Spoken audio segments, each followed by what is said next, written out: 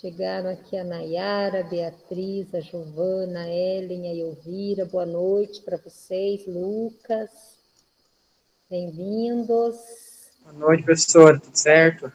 Graças a Deus, Lucas. E com você? Tudo bem também, graças a Deus. Então tá bom. Se estamos bem, tá bom, né? Tá ótimo.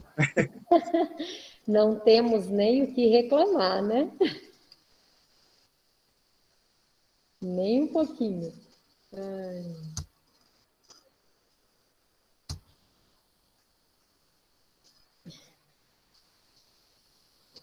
Deixa eu abrir uma.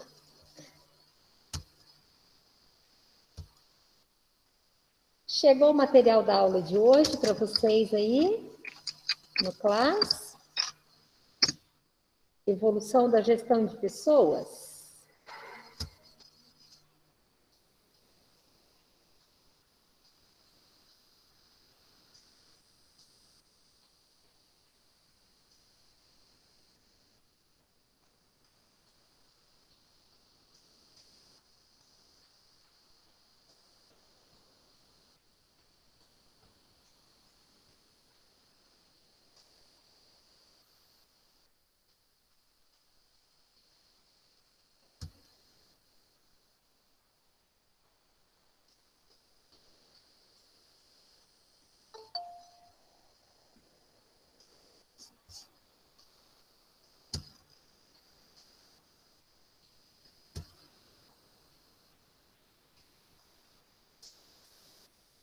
Boa noite, Diogo. Tudo bem?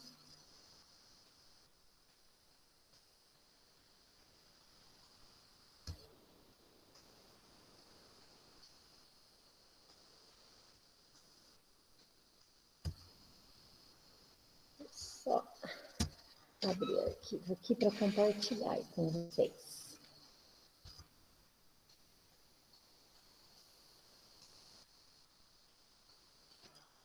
Vou encostar a porta aqui só um minutinho.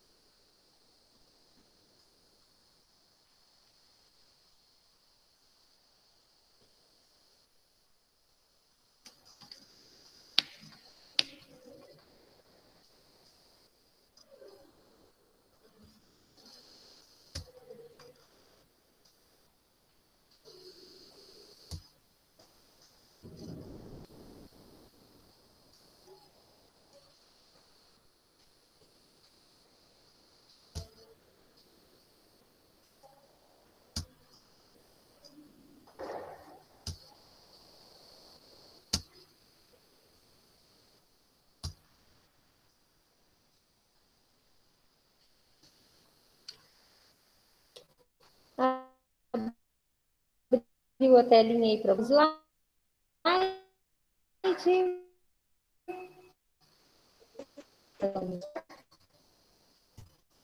Opa, agora não, né? Que eu fechei. Deixa eu diminuir aqui um pouquinho. Ok? Tudo bem. Bom, então, continuando lá o nosso conteúdo, lá na sequência da apostila, né, nós estamos ali dividindo lá os conteúdos da apostila e colocando aqui nos slides para a gente não ficar só naquela teoria, né, da apostila. A apostila fica como o material, vamos dizer assim, mais robusto, né, para vocês. E nós vamos aqui dividindo esses conteúdos aí em forma de slides, de apresentações e trabalhos que vocês forem fazendo, né, para facilitar aí a nossa,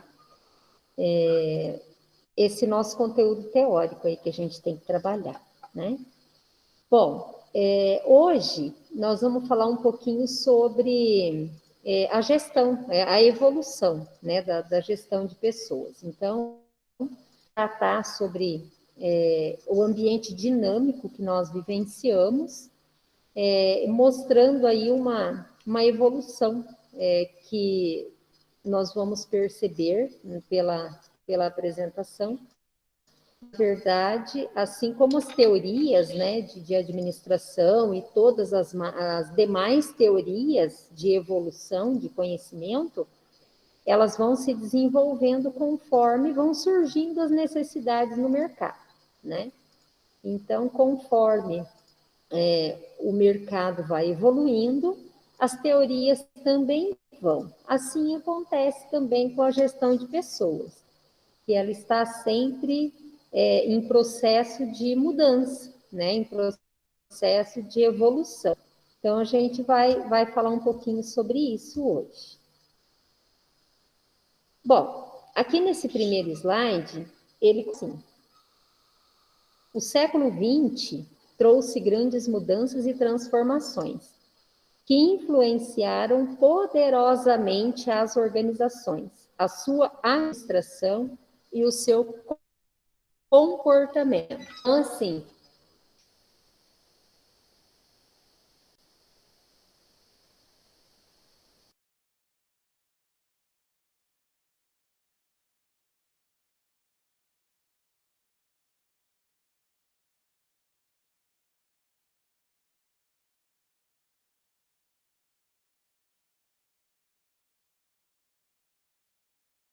há 30, 40 anos atrás, né?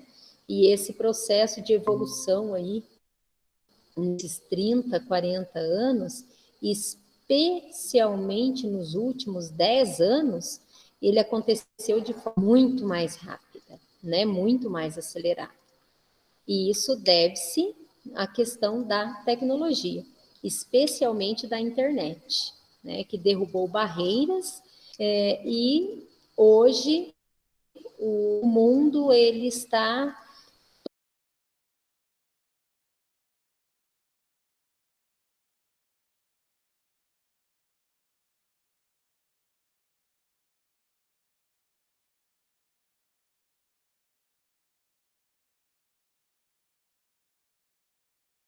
nova mudança na visão empresarial durante a década de 60. Então, aqui, percebam que este espaço, né, de evolução, ele foi diminuindo. Então, nós tivemos aqui, olha, praticamente por volta de uns 30 anos, nessa primeira etapa, né, do início da Revolução Industrial. Depois aqui, de 1950 a 1960, já foram 10 anos, né? Então já houve uma necessidade de nova mudança num espaço de tempo menor, e assim foi acontecendo, né, sucessivamente. Então, na década de 60, fez com que a administração de pessoas se tornasse mais forte, pois as organizações passaram a considerar as pessoas como recursos fundamentais para enfrentar os desafios devido ao grande crescimento das empresas. Então, lá nos anos 60, as empresas já começaram a se preocupar com os trabalhadores, considerando os trabalhadores como recursos que eram necessários para a empresa produzir, para a empresa alcançar os seus lucros. Então, esta mentalidade, esta forma de gestão, de considerar o funcionário, de considerar o colaborador, de se preocupar com as questões das pessoas, ela já vem, né, iniciou lá pelos anos 60. A gente viu naqueles estudos de caso ontem que hoje as empresas têm essa preocupação, né, em investir nos seus funcionários, para que esses objetivos da gestão de pessoas, eles sejam cumpridos, né? Então, essa mentalidade, ela surgiu lá pelos anos 60 e foi evoluindo até chegar nesse modelo que a gente tem hoje. Então, são as necessidades que vão surgindo de acordo com o próprio mercado, né? Que vão exigindo que as empresas elas se adaptem a essas novas exigências, né? Essas novas condições. Aí, a partir da década de 70, surgiu o conceito de administração de recursos humanos, né? Então, a administração de recursos humanos, ela organiza, ela planeja, ela controla todas as questões relacionadas a pessoas, né? Relacionadas aos recursos humanos que são necessários para a organização alcançar os objetivos dela. Bom, as organizações, segundo Maximiano, representam, né, um sistema de recursos com a finalidade de alcançar um objetivo comum, né? Então, um sistema de recursos, tanto recursos humanos, materiais, financeiros, estruturais. Então, todos esses recursos, eles são organizados para que se alcance um único objetivo, né? Então, quando a gente abre uma empresa, é elaborado um planejamento, e dentro deste planejamento já existem ali quais são os recursos necessários para que aquele negócio ele possa existir, né? Para que ele possa operar. Então, é a organização de todos esses recursos para alcançar um objetivo. Isto é organização, né? Isso é empresa, né? Uma outra definição para organização que ela é a combinação de esforços individuais que tem a finalidade de realizar propósitos propósitos coletivos. Por que ele diz combinação de esforços individuais?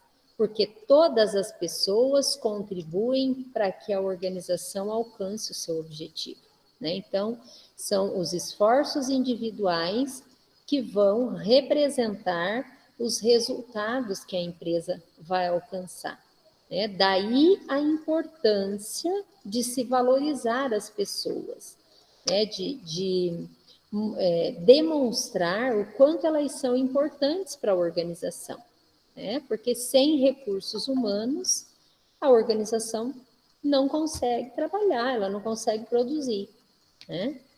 Então, ela depende inteiramente de pessoas. Ou seja, organização nada mais é que os diversos tipos de empresas nos mais diversos segmentos de mercado, que são compostas por seus recursos que são administrados de forma produtiva para atingir um objetivo pré-determinado. Então, assim, independentemente do ramo de atividade da empresa, ela vai administrar os recursos que ela tem disponível para alcançar o seu objetivo, né? Aqui na sequência a gente tem alguns exemplos de atividades, de empresas, né, que funcionam.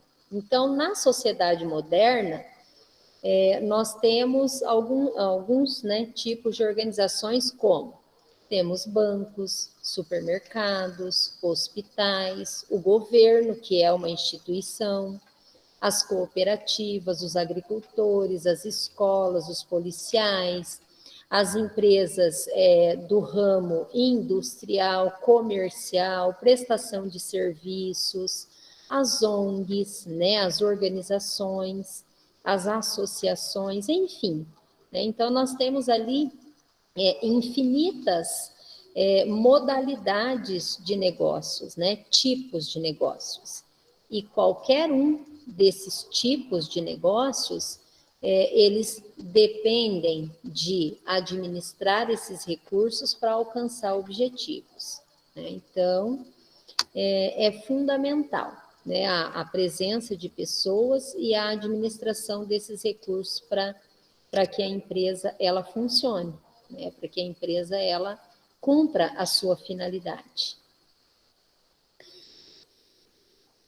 Seguindo, bom, devido à diversidade, então a gente viu ali, a gente tem na área financeira, na área comercial, tem na área da saúde, né, diante dessa diversidade de segmentos, né, onde atuam e, consequentemente, a diversidade humana que existe, né, no meio das organizações, as diferenças, né, das pessoas, as características, os valores, as habilidades, os conhecimentos, enfim, cada pessoa tem as suas características, né? Então, isso é muito diverso. Isso varia muito também de ramo de negócio, né? A pessoa já tem a característica para aquela atividade, para aquela função, né? Bom, então, diante dessa diversidade humana existente no meio das organizações, podemos afirmar que estas organizações são sistemas extremamente complexos, né? Então, isso gera uma complexidade bastante considerável quando tratamos aí de lidar com pessoas, né? De administrar essas diferenças, esses valores, essas características, de descobrir os talentos, reter esses talentos, qualificar, habilitar os trabalhadores. Então, é um processo bastante complexo, né? Ele é composto de atividades humanas em diversos níveis e análises, né? Então, esse ambiente realmente é um ambiente bastante desafiador, né? Ele traz ali uma diversidade bastante grande, né? Então, os desafios também são proporcionais. Bom, personalidades, pequenos grupos, intergrupos, normas, valores, atitudes, coexistindo sob um padrão complexo e multidimensional, né? Então, reunindo todos esses fatores, né, se torna uma questão assim complexa, né, e multidimensional. A dimensão disso é imensa, né? E quanto maior a dimensão ou o tamanho da organização, maior é a sua complexidade. Então, quanto mais pessoas no ambiente de trabalho, mais complexo é o trabalho, né?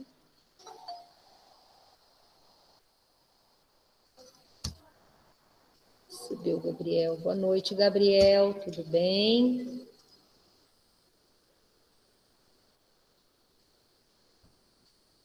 Bom, no último parágrafo ali, né? Também é fato dizer que as organizações, elas dependem principalmente de pessoas. As pessoas na sociedade atual são totalmente dependentes das organizações para satisfazer as suas necessidades. Trabalho, divertimento, comida, compras, estudo, capacitação, vestuário, saúde, higiene, religião, enfim, as organizações dependem das pessoas para desenvolver os seus processos e as pessoas dependem de prestar o seu trabalho para essas organizações para terem ali os seus retornos também.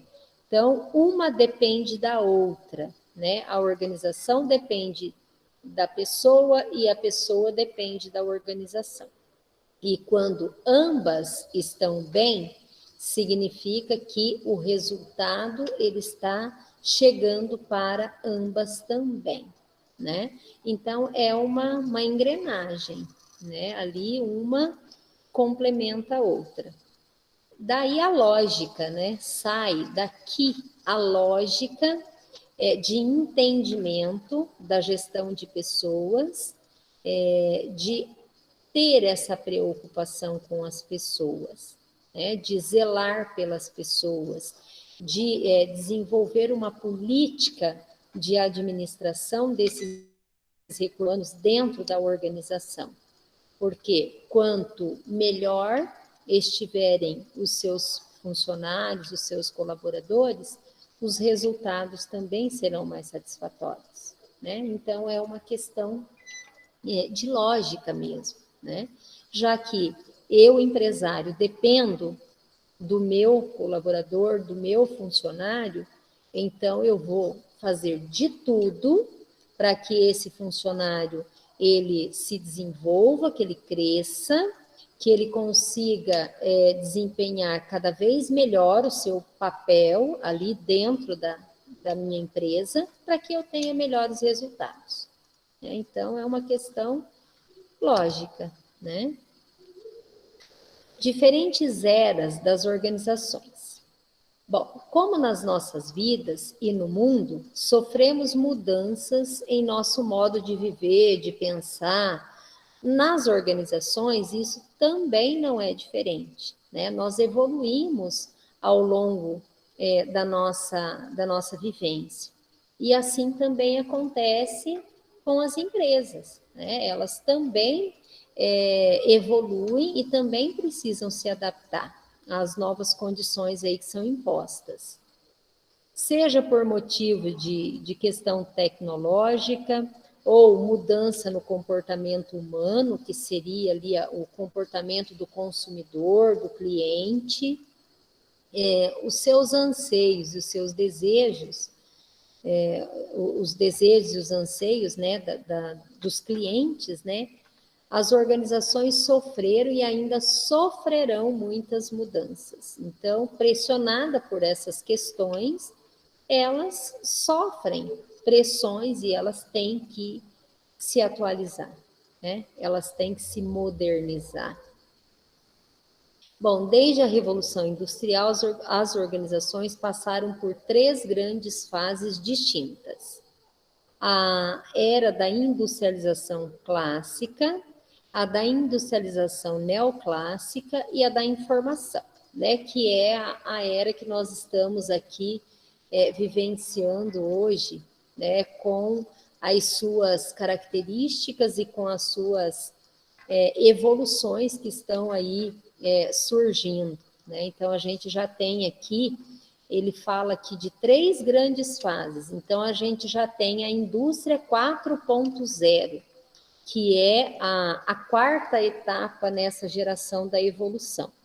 Depois eu vou falar alguma coisa dessa indústria 4.0 para vocês, as características desse processo de gestão que hoje está sendo aí implantado nas empresas, nas organizações, né? Que voltada mais para a questão da internet, dos recursos da internet, atrelados aí às questões tecnológicas, né? A questão de inteligência artificial, armazenagem dos dados em nuvens. Então, isso já faz parte ali da 4ª etapa, né?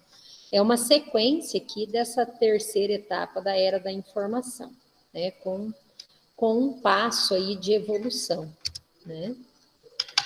Bom, então de 1900 a 1950, nós tivemos aí o período da Revolução Industrial, né? Bom, então teve início com a Revolução Industrial, a estrutura organizacional típica caracterizou-se pelo formato piramidal e centralizador. O que significa esse piramidal e centralizador?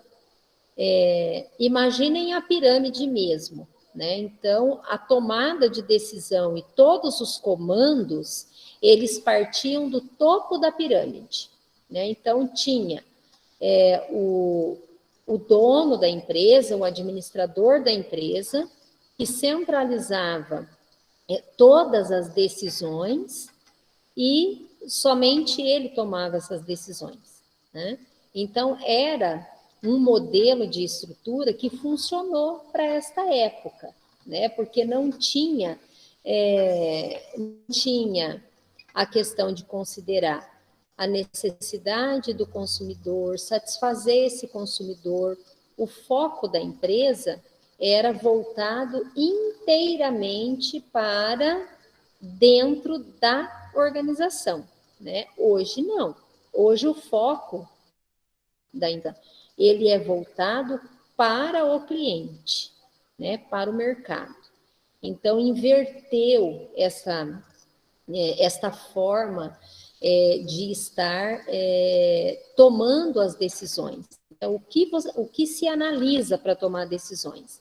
Então, nesta época, né, nessa era da industrialização clássica, as decisões eram tomadas com base em dados internos, né? Então, era a base de tomada de decisões. Para a época, funcionou.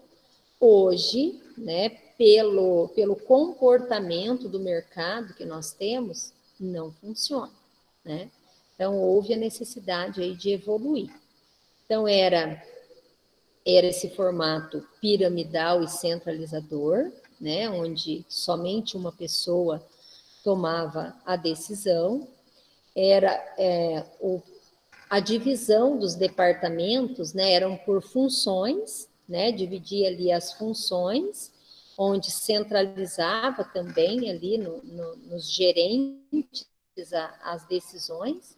O modelo era totalmente burocrático, né, não havia aquela forma de administrar considerando ali a participação, considerando a opinião dos funcionários ou das pessoas que estavam ali envolvidas no processo, né? Então, era um modelo, né, de tomada de decisão totalmente burocrático.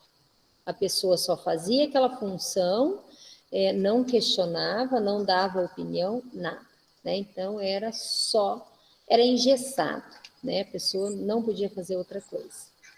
Centralizador das decisões no topo da pirâmide, estabelecimento de regras e regulamentos internos para disciplinar e padronizar o comportamento dos participantes.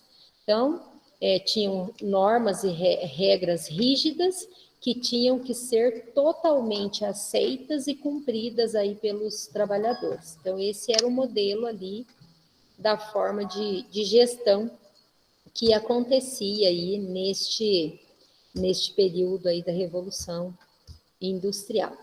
Aqui tem um modelo de organograma, né? Como era desenhado aqui, dividir as funções, né? De que forma era, e o que cada uma cumpria. Bom, então, nós temos aqui no topo, nós temos somente o presidente. Então, era este presidente que centralizava todo o processo de tomada de decisão. Tínhamos aqui os departamentos, as funções, né? Aqui tem o departamento financeiro, de produção, de marketing e de RH. No entanto, né, a decisão final sobre qualquer um desses departamentos era tomada aqui pelo gerente, né? Então, esses departamentos também, eles não eram interligados. Vocês podem perceber aqui que cada um é responsável aqui dentro do departamento financeiro, por exemplo, ele tinha lá o diretor financeiro, né, no caso, ele era responsável pelo departamento financeiro, pelos orçamentos, pela contabilidade e pela tesouraria.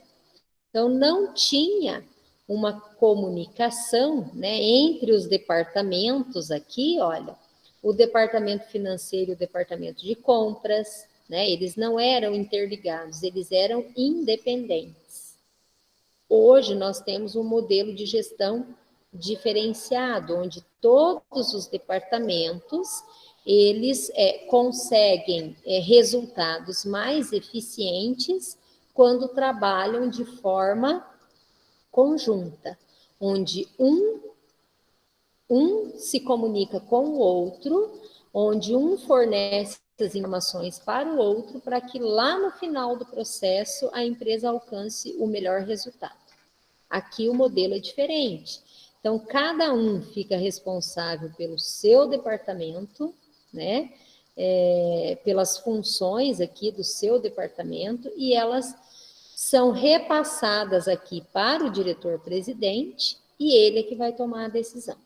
Então, esse era o modelo aqui adotado de gestão, né, da estrutura da organização.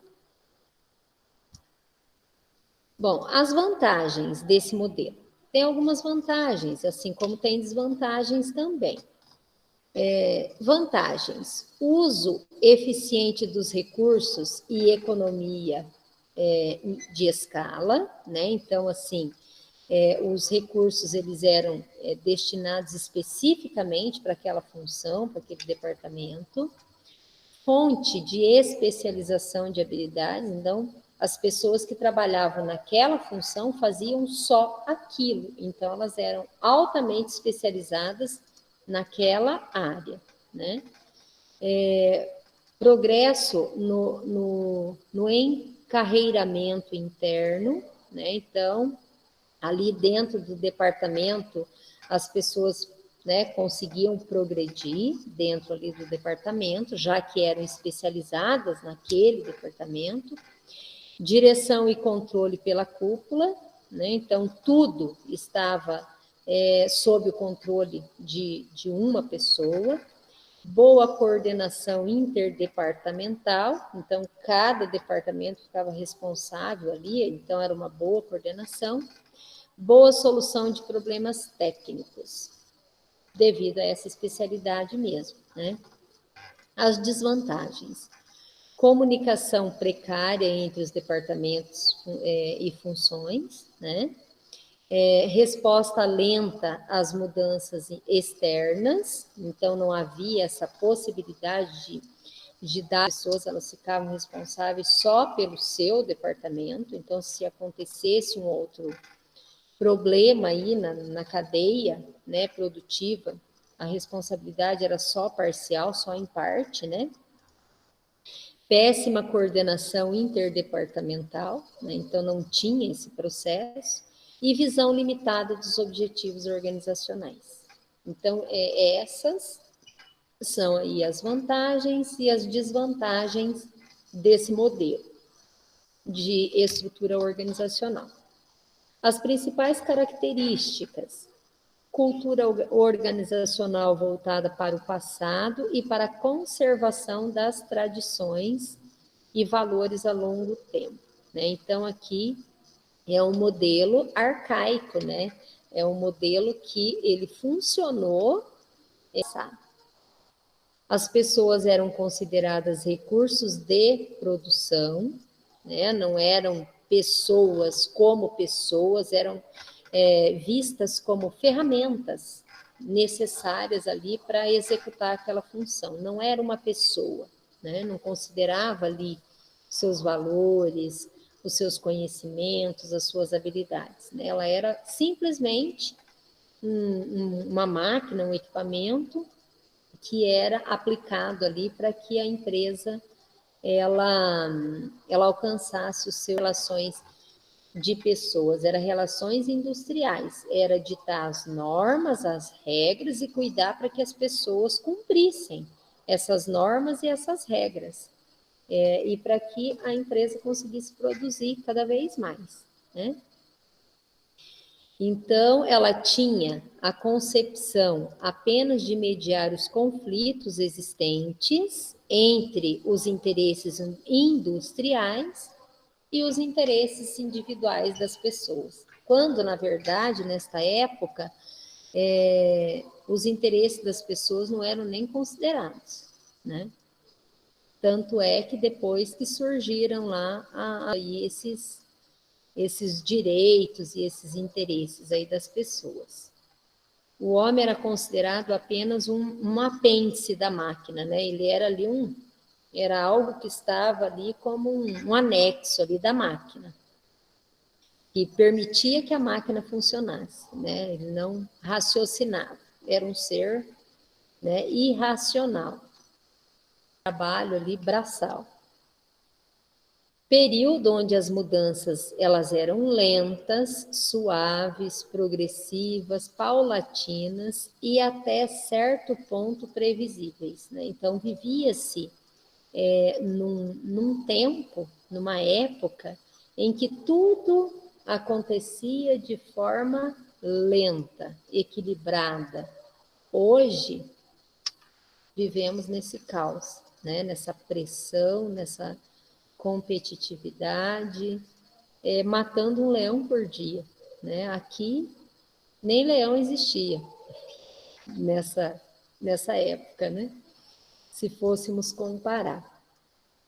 Aí a industrialização neoclássica, que pegou ali o período de 1950 a 1990, ela veio aí com o final da Segunda Guerra Mundial, onde as empresas elas precisavam reestruturar o seu parque, né? O parque industrial mundial precisava ser reestruturado, precisava ser remontado, né? Que depois do período da guerra, muitas empresas acabaram quebrando, muitas empresas foram adaptados aí os seus processos produtivos para fornecer armas, né, para a guerra. Então, o período pós-guerra, ele necessitou de novos produtos, surgiram novos consumidores com novas características, então aí houve essa necessidade aí de as empresas evoluírem, né, e começarem a fornecer outros tipos aí de produtos. Quando a gente pensa em Brasil, até esse período, né, de 1950, as nossas indústrias elas eram bem rudimentares, né? As que existiam eram para produzir somente bens simples que serviam para satisfazer a sobrevivência mesmo humana, né? Depois dos anos 50, começaram a surgir as indústrias automobilísticas, que começaram a ser implantadas no país, e aí foram se desenvolvendo aí novas modalidades de negócios aí a partir desse período aí de 1950. Então, neste período, a departamentalização funcional foi substituída por um modelo matricial, que proporcionava, na estrutura da organização, uma característica mais inovadora, e mais dinâmica, e que buscava, né, já a se adaptar a essa competitividade aí que começou a surgir. Então, foram descentralizadas as decisões, né, que eram tomadas somente pelos chefes no modelo anterior que nós vimos, né? Então, o chefe passou a dividir essa tomada de decisão com as divisões, né, funcionais, com as funções. Maior flexibilização e agilidade em mudanças, tendo em vista que as decisões são tomadas pelas células, né? Então, não mais somente ali pelo gestor. Então, aqui a gente tem um outro modelinho, né? Então, aqui o que ele está mostrando. Então, ele tem aqui à esquerda esse modelinho funcional que a gente viu ali anterior, e este segundo modelo aqui, que é o modelo matricial. Então, a gente tem aqui o diretor, aí ligado ao diretor tem os departamentos, e que são os órgãos funcionais que participam ali do processo de tomada de decisão aqui com o diretor, e Também tem aqui os órgãos divisionais, né, onde era dividido aqui por produto. Por isso que ele chama de matricial. Então, cada tipo de produto, ele tinha a sua administração, né? E todos eles estavam interligados, né? Percebam aqui que é diferente o comportamento anterior. Então, eles trabalhavam aqui por produto, mas já integrando aqui esse processo de passar as informações para tomar as decisões, né? Então, esse modelo matricial, né, ele mostra ali uma estrutura que ele divide ali por produto, por matrizes, né? Mas ele permite decisões ali, elas sejam tomadas pelos departamentos aqui, juntamente com a direção, né? Então, houve aí uma mudança de mentalidade já, né? As vantagens desse modelo. Uso eficiente de recursos e economia de escala, assim como a gente tinha, né, lá no modelo anterior, fonte de especialização e habilidades, porque ainda estavam ali separados as funções, né? Então havia um foco voltado para a especialização, progresso no encarreiramento interno também, né, que tínhamos ali no modelo funcional, né? Direção e controle pela cúpula, que ali ele dividiu essas decisões, mas, né, ainda hoje a gente já vê um modelo mais amplo, se formos comparar, né? Boa coordenação interdepartamental, boa solução de problemas básicos, né, que são ali os problemas de cada função. As desvantagens: comunicação precária entre os departamentos funcionais, ainda, né, tinha problemas na comunicação. A resposta, se formos considerar, ainda são lentas. As decisões ainda, né, ficaram ali na gerência, no topo ainda, não eram as pessoas ali do operacional que estavam contribuindo para tomar decisão. A responsabilidade pelos problemas também é parcial. A coordenação interdepartamental ainda, né, tem as suas deficiências e a visão dos objetivos da empresa ainda é limitada. Hoje a gente percebe que esta visão ela é muito mais ampla, né? Todos os departamentos eles têm que ter uma visão e eles têm que colaborar para que os objetivos, né? Então não tem essa visão limitada mais no modelo de hoje, né?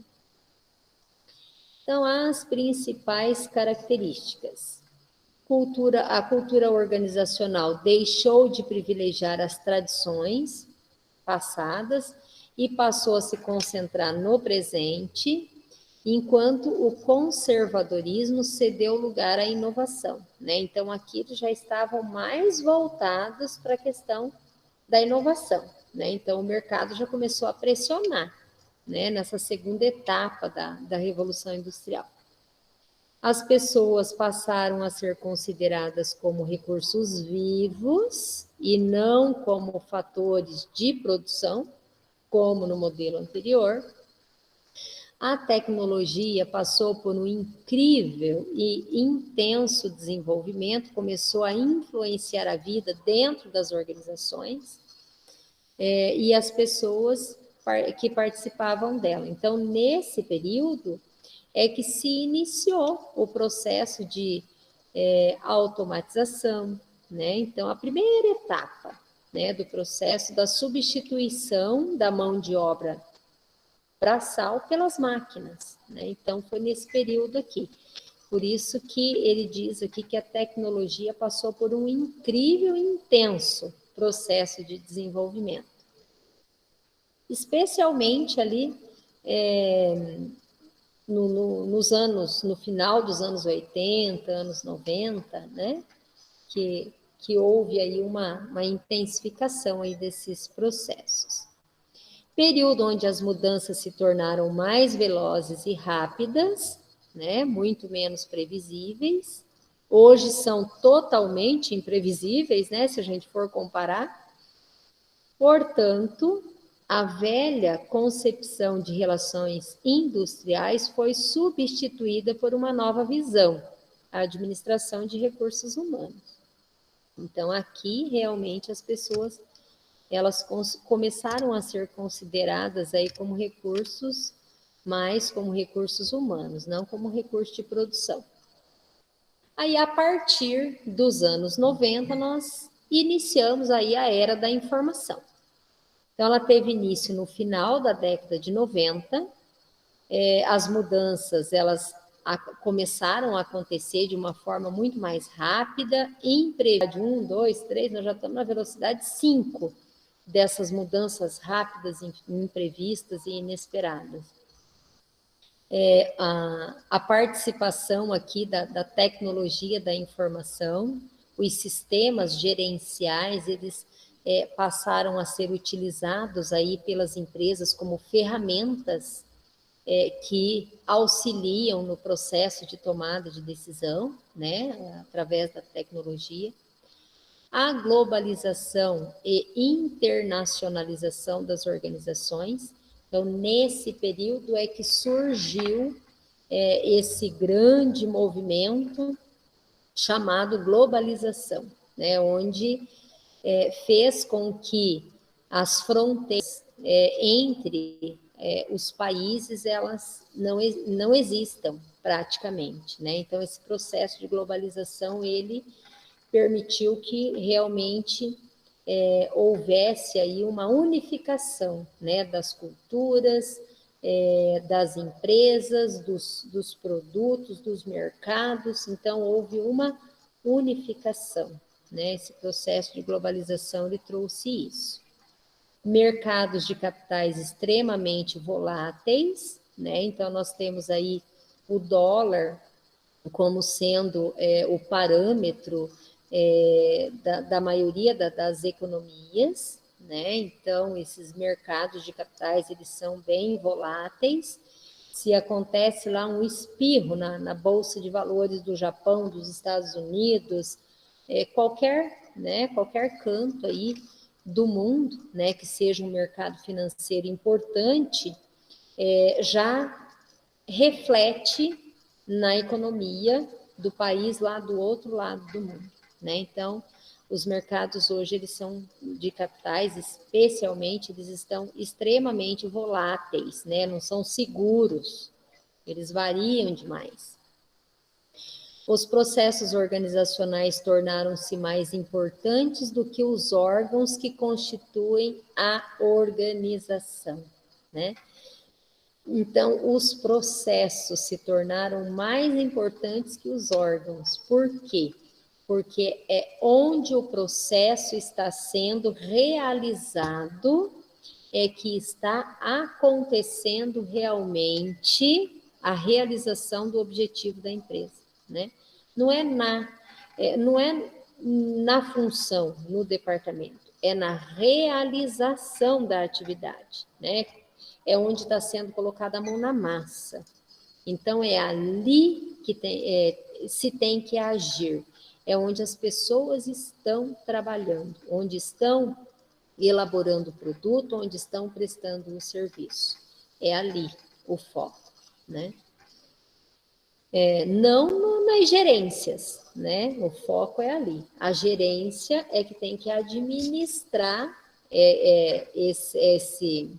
esse fluxo, né, da atividade, da função, para que os resultados sejam alcançados, né? Então, esse é o papel da gerência aí.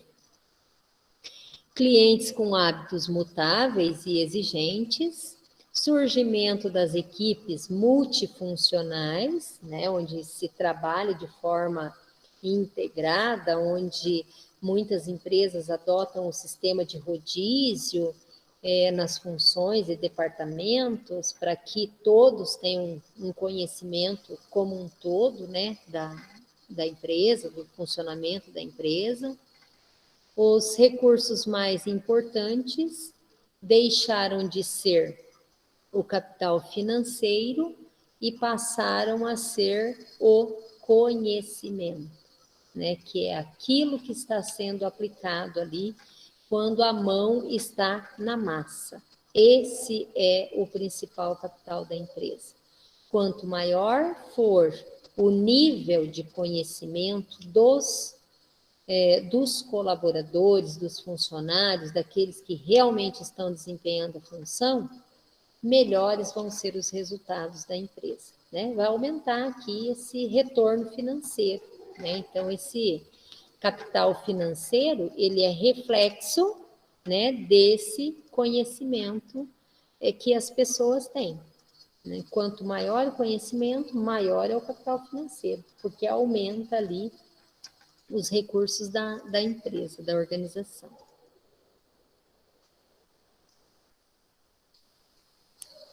As principais características deste período, né, da era da informação. A cultura organizacional deixou de privilegiar as tradições passadas e passou a se concentrar no presente, enquanto a questão do conservadorismo, ela cedeu lugar à inovação. Então, aqui realmente se implantou, né? Iniciou no período da segunda etapa, né, da Revolução Industrial, que nós vimos ali anteriormente, e ele se intensificou aqui, foi implantado realmente nessa era da informação, a partir dos anos 90. As pessoas passaram a ser consideradas recursos vivos e não fatores inertes de produção. A tecnologia passou por um incrível e intenso desenvolvimento, aqui, né, intenso de verdade, porque além da implantação de máquinas, equipamentos, do processo de automatização, ainda nós tivemos aí o desenvolvimento dos sistemas gerenciais, que também auxiliam aí na gestão da organização, né? Período onde as mudanças se tornaram muito mais velozes, rápidas e muito menos previsíveis. Portanto, a velha concepção de relação industrial foi substituída por uma nova visão da administração de recursos humanos, né? Considerando ali as pessoas como recursos humanos, não como recursos produtivos mais, né? Então, foi aí, a partir dos anos 90, que a administração de pessoas teve essa evolução.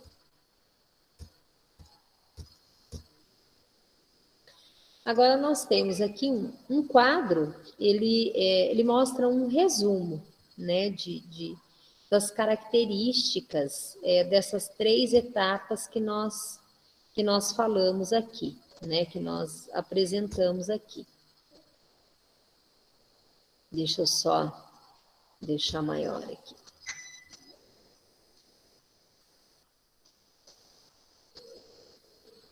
Bom, então aqui nós temos os períodos, né? O primeiro período da industrialização clássica, a industrialização neoclássica e a era da informação.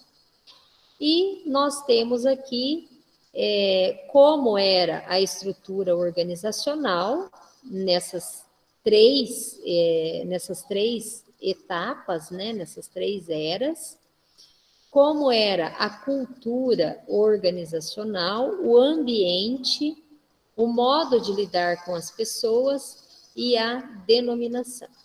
Então, é um resumo daquilo que a gente tratou ali nos slides anteriores.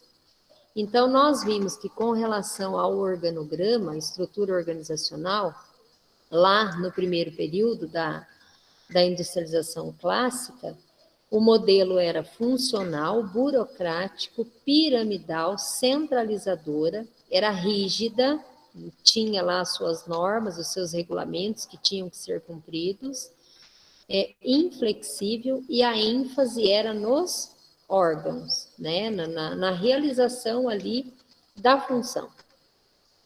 Na segunda etapa, já a estrutura organizacional era de característica matricial, enfatizava os departamentos, né, por produtos, por serviços ou por unidades estratégicas, né? Então houve aí uma evolução nesse modo de dividir as funções, os departamentos dentro da organização. Nós vimos lá, dividindo ali por produtos, né? E os produtos, eles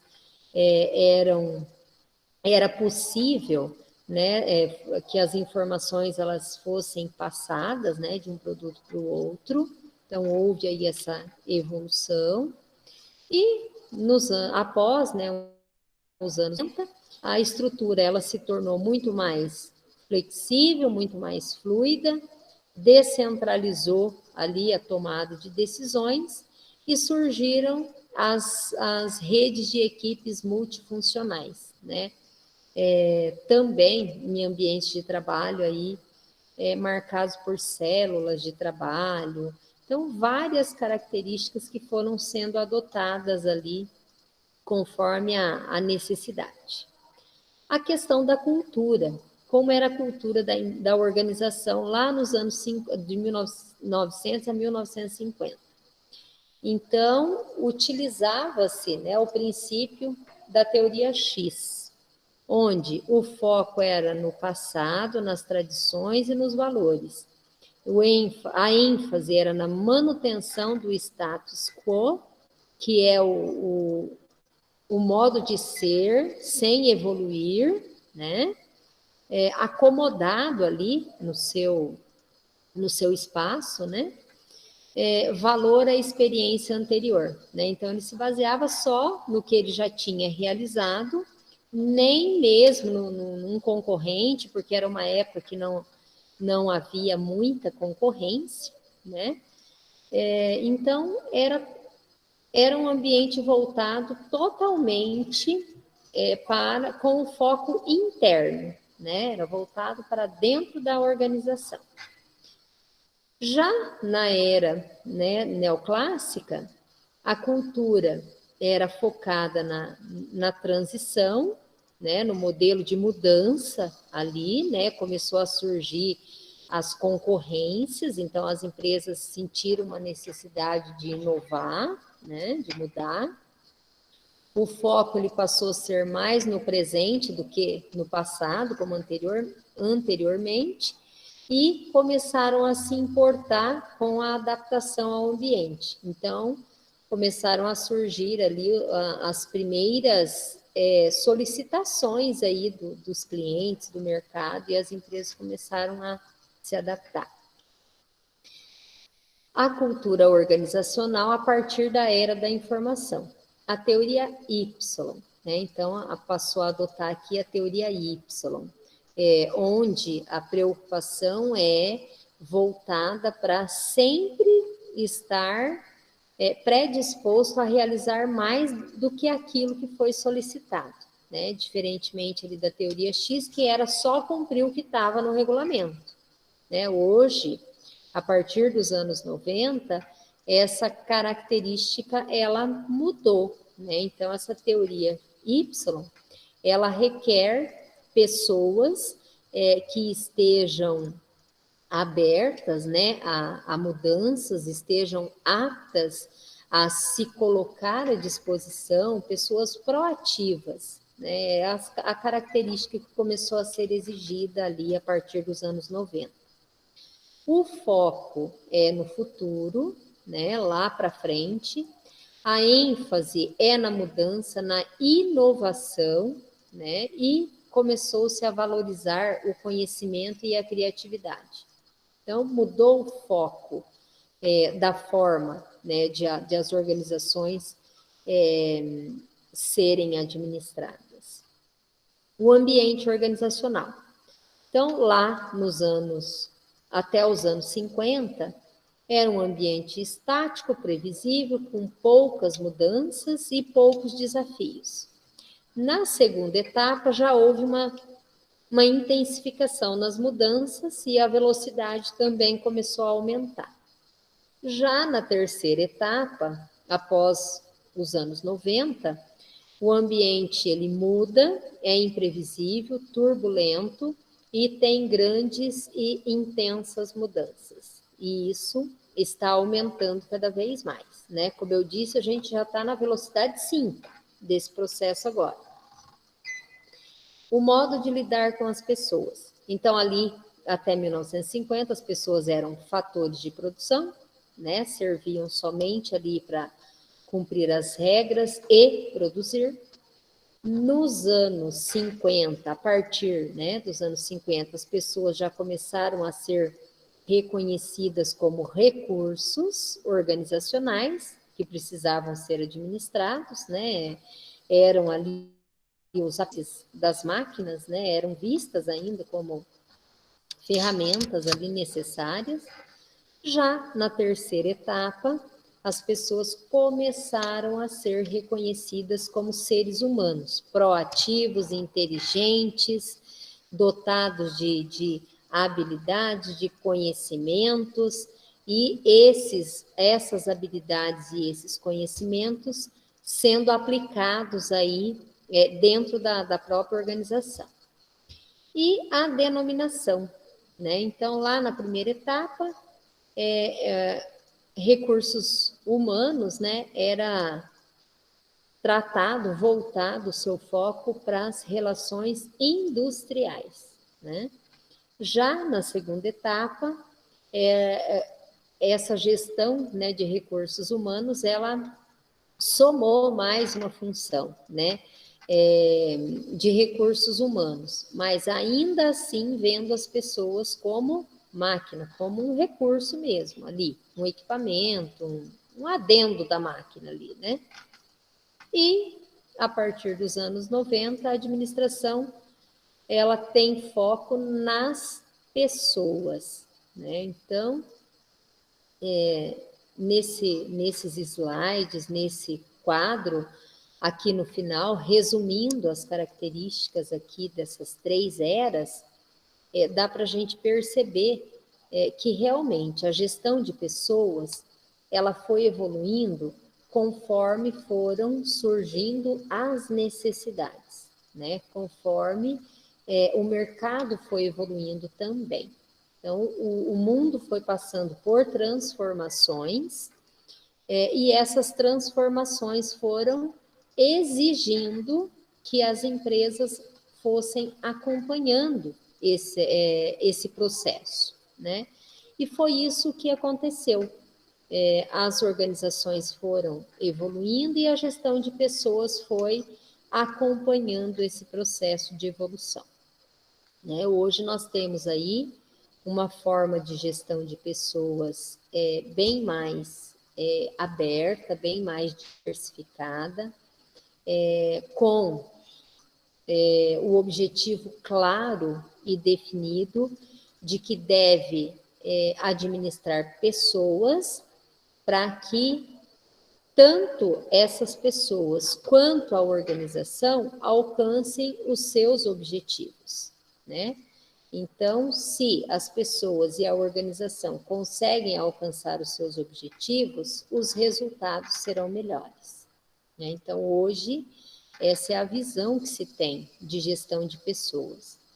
E quando eu propus, né, para a gente olhar um pouco para a prática das empresas, naqueles estudos de caso, foi com esse intuito, né, de que realmente a gente visualizasse essa evolução para a gente perceber como é que as empresas hoje estão trabalhando, né, o que essas empresas estão focando, né, e realmente isso é o que tem feito a diferença nas empresas. É o que tem permitido que essas empresas elas alcancem aí os seus objetivos, se mantenham nesse mercado e que elas estejam sempre inovando. Isso essa boa gestão de pessoas é que permite aí esta condição, né, para as empresas. Bom, pessoal, querem comentar alguma coisa? Aberto aqui para as dúvidas. Fui aqui falando, né? Vocês também não interromperam. Mas aí vocês podem comentar, podem discordar, acrescentar, enfim, né? O espaço aqui é para isso. Tudo bem aí? Não querem comentar nada?